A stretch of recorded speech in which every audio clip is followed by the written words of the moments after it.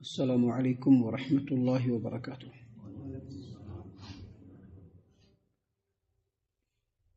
اعوذ باللہ السمیع العلیم من الشیطان الرجیم من حمزہ ونفخہ ونفثہ۔ بسم اللہ الرحمن الرحیم۔ فرجعوا الی انفسہم فقالوا انکم انتم الظالمون ثم نکسوا علی رؤوسہم لقد علمت ما هؤلاء ينطقون قال افتعبدون من دون الله ما لا ينفعكم شيئا ولا يضركم اف لكم ولما تعبدون من دون الله افلا تعقلون۔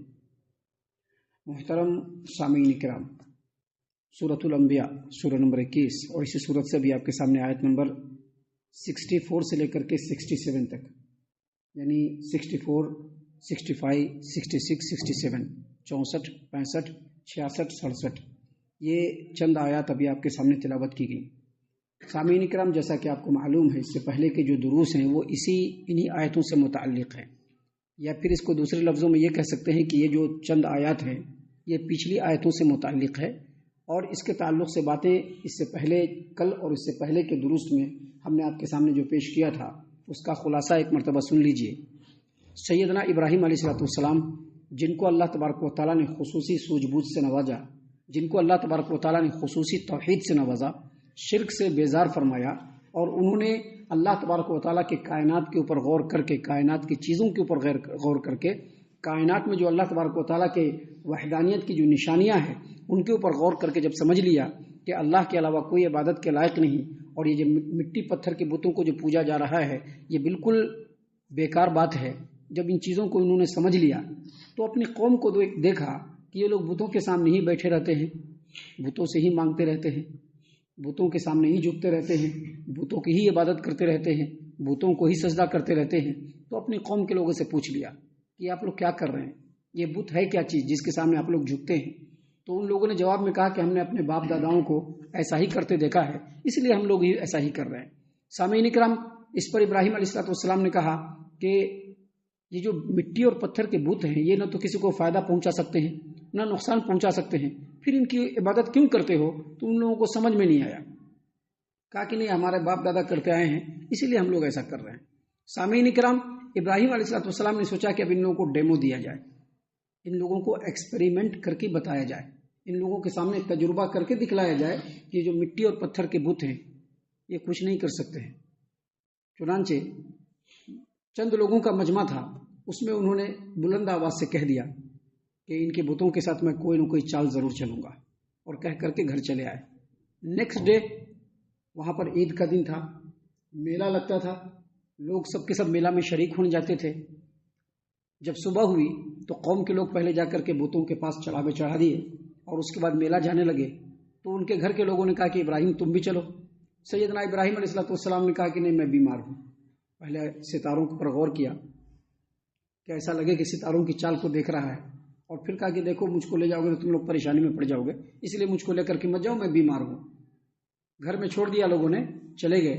جیسا کہ کل بتلایا گیا، اللہ تبارک و تعالیٰ کے کلام اور اللہ تبارک و تعالیٰ کی اس سورت کے آیات کی روشنی میں آپ کے سامنے یہ بتلایا گیا کہ سیدنا ابراہیم علیہ السلام تیز ترین کلہاڑی لے کر کے بت خانے میں گھس گئے، اور وہاں جا کر کے ایک بڑا بت تھا، باقی سارے چھوٹے چھوٹے بت تھے۔ آج بھی آپ جا کر کے بڑے بڑے جگہوں پر دیکھیں گے، جہاں پر جو دیولا ہیں ان پہ جا کر کے دیکھیں گے، مندروں میں جا کر کے دیکھیں گے، ایک بت بہت بڑا ہوتا ہے اور باقی سارے بت چھوٹے چھوٹے ہوتے ہیں۔ تو بڑے بت کو چھوڑ دیا، اور جتنے چھوٹے بت تھے سب کو مار مار کر کے تہس نہس کر کے گرا دیا، سب لوگوں کو اندھے منہ، سارے بتوں کو، اور کلاڑا جا کر کے بڑے بت کے اس میں لٹکا دیا جا کر کے۔ لوگ واپس لوٹے، دیکھا کہ بتوں کا بہت برا حال بنا ہوا ہے۔ پوچھا کہ یہ کیا بات ہے، یہ کیسے ہو گیا، کس نے ایسا کیا؟ جس نے کیا بہت بڑا ظالم ہے، اس کو چھوڑا نہیں جائے گا، اس کو قوم کے سامنے لایا جائے گا۔ جب بات لوگوں میں پھیلنا شروع ہوئی تو جن لوگوں کے سامنے سیدنا ابراہیم علیہ السلام نے کہا تھا کہ ہم تمہارے بتوں کے خلاف چال چلیں گے، ان لوگوں نے قوم کے لوگوں کو کہا کہ دیکھو ایک نوجوان ہے، ابراہیم نام ہے، وہ ایسا ایسا بول رہا تھا۔ کہا اچھی بات ہے، یہ بات ہے، وہی ابراہیم جو فلاں کا بیٹا ہے، کیونکہ ان کے والد، ابراہیم کے جو والد، وہ اس زمانے میں راج پروہت تھے، وہ بت بیچتا بھی تھا اور دھرم گرو بھی تھا. وہ مندر کے اندر چڑھاوا چڑھانا ہو یا کوئی بھی کام کرنا ہو یہ ان میں سے ایک کرتا دھرتا ابراہیم کا باپ بھی تھا. تو اچھا اس کا بیٹا ابراہیم، ٹھیک ہے، لوگوں کے سامنے بلاؤ، سارے لوگوں کو جمع کرو، اگر جرم ثابت ہو گیا تو ایسی سزا دی جائے گی کہ آگے سے کوئی بھی ہمارے معبود کی طرف ٹیڑھی نظر سے اٹھا کر کے نہیں دیکھے گا. ابراہیم علیہ السلام کو بلایا گیا، بلا کر کے پوچھا گیا کہ کیا ابراہیم تم نے ایسا کیا ہے؟ اب یہی وہ موقع تھا ابراہیم علیہ السلام کو جو سچی بات اور حق بات لوگوں کے سامنے واضح کرنے کا، یہی موقع تھا. کیونکہ ابراہیم علیہ السلام یہی چاہ رہے تھے کہ سارے لوگ جمع ہو اور حق بات لوگوں تک پہنچے. آپ نے سنا ہوگا ہمارے دین اسلام کے اندر اللہ کے رسول صلی اللہ علیہ وسلم کی ایک حدیث ہے کہ ایک آیت بھی اگر معلوم ہو تو لوگوں تک پہنچاؤ. کیوں؟ کیونکہ لوگوں کو جانکاری نہیں ہوتی ہے، لوگوں کو معلوم نہیں ہوتا ہے. اور جو لوگ پیٹ کے پجاری ہوتے ہیں، بڑے بڑے عہدوں پر ہوتے ہیں، مفتی اور سجادہ نشین ہوتے ہیں، ان کو اپنے پیٹ کی پڑی ہوتی ہے. وہ صحیح بات لوگوں کو نہیں بتاتے ہیں، وہ سچی بات لوگوں کو نہیں بتاتے ہیں، وہ صرف اپنے پیٹ کو دیکھتے ہیں. ایسی صورت میں جو لوگ امت مسلمہ میں ہیں اور خاص طور سے جو علماء کرام ہیں، ان کو اللہ تبارک و تعالیٰ نے یہ حکم دیا ہے کہ سچی بات حق بات لوگوں تک پہنچائیے، کیونکہ لوگوں کو معلوم نہیں ہوتا ہے. سیم یہی چیز ابراہیم علیہ السلام سے سیکھا گیا ہے. کیونکہ ابراہیم علیہ السلام نے دیکھا کہ لوگوں کو معلوم نہیں ہے ابھی کیسے ہوگا، تو پہلے ان کے بتوں کا صفایا کیا اور بڑے بت پر جا کر کے کلاڑا لٹکا دیا. اور جب بات پھیلی تو ان لوگوں نے کہا کہ تمام لوگوں کو جمع کرو، اور یہی چیز ابراہیم علیہ السلام چاہ رہے تھے. جب ابراہیم علیہ السلام سے پوچھا گیا کہ کیا تم نے ہمارے بتوں کے ساتھ ایسا معاملہ کیا ہے، کہا بل فعلہ کبیرہم ھذا بل فعلہ کبیرہم ھذا فاسألوہم ان کانوا ینطقون. ارے بھائی، ان کی تم پوجا کرتے ہو، یہ تمہارے معبود ہیں، ان کے قہر سے ڈر رہے ہو کہ ابھی اس کو کسی نے جو ہے اتنا برا حال کیا ہے تو یہ جو ہمارے معبود ہیں ہمارے اوپر قہر برسا دیں گے. جب یہ اتنے اختیار والے ہیں تو پوچھو کہ کس نے کیا. یہ جو بڑا بت ہے، یہ جو بڑا بت ہے جس کے اوپر کلہاڑا لٹکا ہوا ہے، اس سے پوچھو. جب ابراہیم علیہ السلام نے یہ بات کہی تو پورے محفل میں سناٹا چھا گیا. آج بھی جا کر کے پوچھے، کہیں گے کچھ نہیں جانتے. مسلمان ہے، اللہ پر ایمان رکھنے والے ہیں، مسلمان ہے، اللہ پر ایمان رکھنے والے ہیں، ہر چیز ہے. آپ ان سے کہیے کہ جس مزار پہ تم جا رہے ہو وہاں پر ایک بار ذرا پکار لگا کر کے دیکھو تمہاری بات کا جواب دیتے ہیں کہ نہیں دیتے. لوگ کیا کہیں گے؟ پاگل، ہم کو پاگل کہے گا. مرے ہوئے کو جو کسی کی کچھ سن نہیں سکتا ہے اس کے سامنے جھک رہے ہیں، اپنے آپ کو پاگل نہیں کہہ رہے ہیں. جو رب العالمین حی ہے، لا یموت ہے، قیوم ہے، پورے کائنات کو قائم رکھنے والا ہے، دور اور نزدیک تمام آوازوں کو سنتا ہے. دل میں اگر ہمارے ایک رتی وسوسہ ہو اللہ تبارک و تعالیٰ اس کو بھی سنتا ہے. وہ ہماری بات نہیں سنے گا. اور یہ جو مرا ہوا مزار کے اندر ہے وہ کیا ہماری بات سن لے گا؟ نہیں سن سکتا ہے. اللہ نے فرمایا آپ مردوں کو سنا نہیں سکتے ہیں، بہروں کو جس طرح سے آپ بہرے کو اپنی بات سنا نہیں سکتے ہیں ویسے مرے ہوئے کو بھی اپنی بات آپ سنا نہیں سکتے ہیں. سیم یہی بات سیدنا ابراہیم علیہ السلام نے اپنی قوم کے لوگوں کو کہا کہ اگر یہ تمہارے بت بولتے ہیں تو ان سے پوچھو. بت بولنے والا ہے؟ نہیں بول سکتا. بول سکتا ہے کیا؟ وہ تو بے جان ہے، وہ تو مٹی پتھر کی مورت ہے، اس کے اندر تو کچھ بھی معلوم نہیں، اس کو تو کچھ بھی معلوم نہیں، وہ تو کچھ بھی جانتا نہیں، اس کے اندر تو جان ہی نہیں ہے. جب ابراہیم علیہ السلام نے پوچھا کہ یہ جو بڑا بت ہے جس کے کندھے پہ کلاڑا لٹکا ہوا ہے، آپ ان سے پوچھو. شاید یہ ناراض ہو گیا ہوگا کہ ہم اتنے بڑے بت ہیں تو ہم کو چھوڑ کر کے چھوٹے چھوٹے بتوں کو کیوں پوچھ رہا ہے، ہم کو پوچھو. شاید ناراض ہو گیا ہوگا، اپنے پورے بتوں کو جو ہے تہس نہس کر دیا ہوگا چھوٹے چھوٹے کو. جب یہ بات کہی کہ اگر بولتے ہیں تو پوچھو، پورے قوم میں سناٹا چھا گیا. اللہ نے فرمایا فرجعوا الی انفسہم، سب لوگ سوچنے لگے. فرجعوا الی انفسہم کا مطلب ہوتا ہے سب لوگ سوچنے لگے. سوچنے کے لیے کدھر آدمی جاتا ہے؟ دل کی طرف جاتا ہے نا. جب سوچنا تو آدمی کدھر آتا ہے؟ دل کی طرف آتا ہے. اس کا مطلب یہی ہوا فرجعوا، وہ لوگ لوٹے الی انفسہم، اپنے نفس کی طرف، مطلب سوچنے لگے. ابراہیم جو بات کہہ رہا ہے واقعی وہ بہت صحیح بات ہے. یہ جو ہمارے بت ہیں یہ تو بول بھی نہیں سکتے، یہ تو سن بھی نہیں سکتے، یہ تو ہل بھی نہیں سکتے. ان کی بیچارگی تو اتنی بڑی ہے کہ ان کو توڑ پھوڑ کر دیا گیا، یہ اپنے آپ کو بچا بھی نہیں سکے. ان کو توڑا گیا، پھوڑا گیا، مار مار کر کے اوندھے لوٹا دیا گیا. یہ لوگ سب کے سب اوندھے پڑے ہوئے ہیں. جب یہ اپنے آپ کو نہیں بچا سکتے ہیں تو ہم لوگوں کو کیا بچا سکتے ہیں؟ اللہ نے فرمایا فرجعوا الی انفسہم، ایک لمحے کے لیے وہ لوگ سوچنے لگے. فقالوا، اور کہا آپس میں ایک دوسرے کو اپنے دل میں کہا، انکم انتم الظالمون، یقیناً تم لوگ ظالم ہو. اس کا اصل مفہوم یہی ہے. حالانکہ مفسرین نے اور بھی دوسری باتیں بتلائی ہیں. مفسرین نے یہ بھی کہا ہے کہ اس کا مطلب یہ ہے کہ وہ لوگ کہنے لگے کہ کاش ہم لوگ یہاں پر موجود ہوتے تو ہمارے معبود کو کوئی کچھ نہیں کر پاتا. لیکن یہ بات اتنی صحیح نہیں ہے. بات یہاں پر وہی ہے.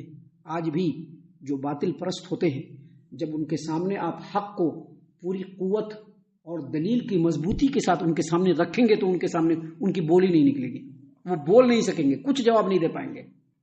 باطل پرستوں کے سامنے اگر پوری قوت سے دلائل کی مضبوطی کے ساتھ حق بات کو ان کے سامنے رکھیں گے تو ان کی منہ کی جو زبان ہوگی وہ گونگ ہو جائے گی. یہی چیز وہاں پر ہوا. سب لوگ اپنے دل میں سوچنے لگے اور کہنے لگے کہ واقعی یہ جو بت ہے، یہ جب اپنے آپ کو نہیں بچا سکتا ہے تو ہم لوگوں کو کیا بچائے گا. جب گھس کر کے بت خانے میں ان بتوں کو توڑا گیا تو کوئی کچھ نہیں کر سکا تو ہم لوگوں کا کیا کر پائے گا. خالق کائنات تو وہ ہے کہ جب کہے کن تو کن فیکن. خالق کائنات تو وہ ہے، معبود برحق تو وہ ہے، سچا الہ تو وہ ہے کہ کہے کن فیکن تو وہ ہو جائے.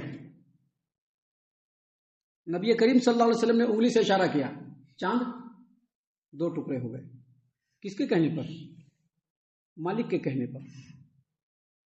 خالق تو وہ ہے، الہ تو وہ ہے، معبود تو یہ ہے. یہ ساری باتیں مشرکین مکہ کو بتلائی جا رہی ہے کہ تم لوگ جو ہے کعبۃ اللہ کے اندر اتنے سارے بت رکھے ہوئے ہو، ان بتوں سے کچھ نہیں ہونے والا ہے. خالق کائنات وہ ہے. دیکھو ابراہیم نے اپنے قوم کے سامنے دلیل کو رکھا اور پوری کی پوری قوم بالکل گنگ ہو گئی.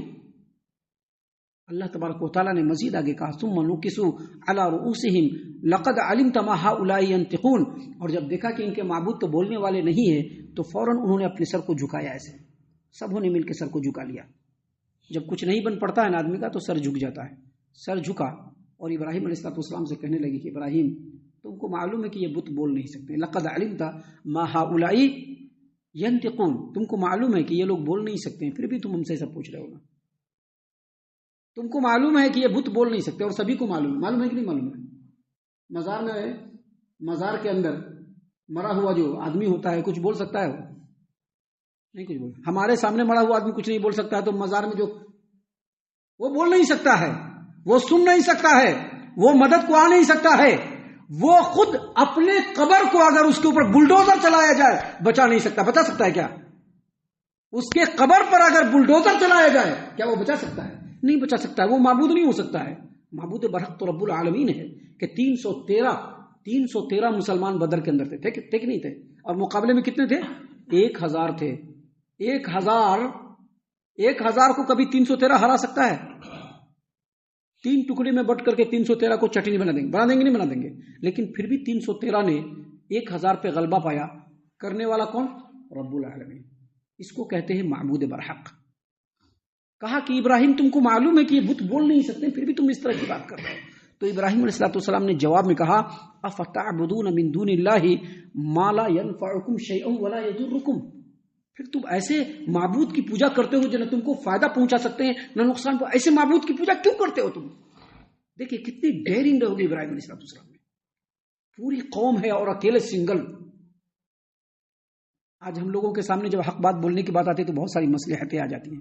یہ مصلحت ہے، وہ مصلحت ہے، ادھر کا فائدہ رک جائے گا، ادھر کا فائدہ رک جائے گا، یہ ہو جائے گا، وہ ہو جائے گا، فلاں ناراض ہو جائے گا، چلا ناراض. حق بات بولنے کی بات آتی ہے تو یہ سب ہم لوگ بولنے لگتے ہیں. دیکھیے ابراہیم علیہ السلام نے پورے قوم کے مقابلے میں، وہ غیر لوگ نہیں تھے. کوئی باپ تھا، کوئی دادا تھا، تو کوئی چچا تھا، کوئی پھپھا تھا، کوئی ماما تھا کہ نہیں تھا؟ سب اپنا لوگ تھا نا کہ غیر تھا؟ قوم کے لوگ تھے نا.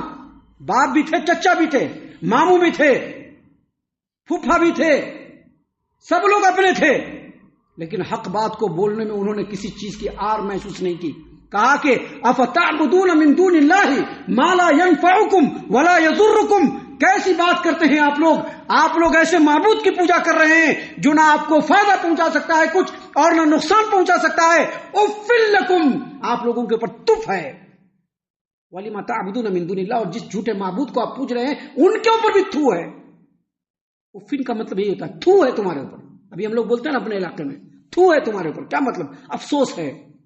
ویسے افن لکم وَلِمَا تَعْبُدُونَ مِن دُونِ اللَّهِ أَفَلَا تَعْقِلُونَ، تم پر بھی تھو ہے اور تمہارے معبود پر بھی تھو ہے. آپ کے عقل پر بھی ماتم کرنے کا من کر رہا ہے اور آپ کے معبود کے اوپر بھی ماتم کرنے کا من کر رہا ہے کہ آپ لوگ اتنا سمجھدار ہونے کے باوجود ایسے معبود کی پوجا کر رہے ہیں جو نہ آپ کو فائدہ پہنچا سکتے ہیں نہ نقصان پہنچا سکتے ہیں. افلا تعقلون، کچھ بھیجا اوجا ہے کہ نہیں ہے آپ کے اندر؟ سوچ بچار ہے کہ نہیں آپ کے اندر؟ سامعین کرام، یہاں پر یہ بات ہم آج ختم کر رہے ہیں، لیکن ہم آپ کو بتلا دیں کہ آگے وہی ہوا جو ہمیشہ ہوتا آیا ہے. آگے وہی ہوا جو ہمیشہ ہوتا آیا ہے، اور پھر بعد میں بھی وہی ہوا جو ہمیشہ ہوتا آیا. آگے کیا ہوا؟ حق پرست نے جب باطل پرستوں کے سامنے حق کو بالکل کھول کر کے واضح کر دیا تو حق پرست کے پاس، تب باطل پرستوں کے پاس جب کوئی جواب نہیں ملا تو وہ حق پرست کو مٹانے کے لیے تل گئے، ابراہیم کو مٹانے کے لیے تل گئے. وہی ہوا جو ہمیشہ ہوتا آیا ہے، اور اس کے ریئیکشن میں وہی ہوا جو ہمیشہ ہوتا آیا کہ اللہ نے اپنے حق پرست بندے کو بھرپور مدد سے نوازا اور پوری دنیا کے سامنے اس کو سرخرو کیا.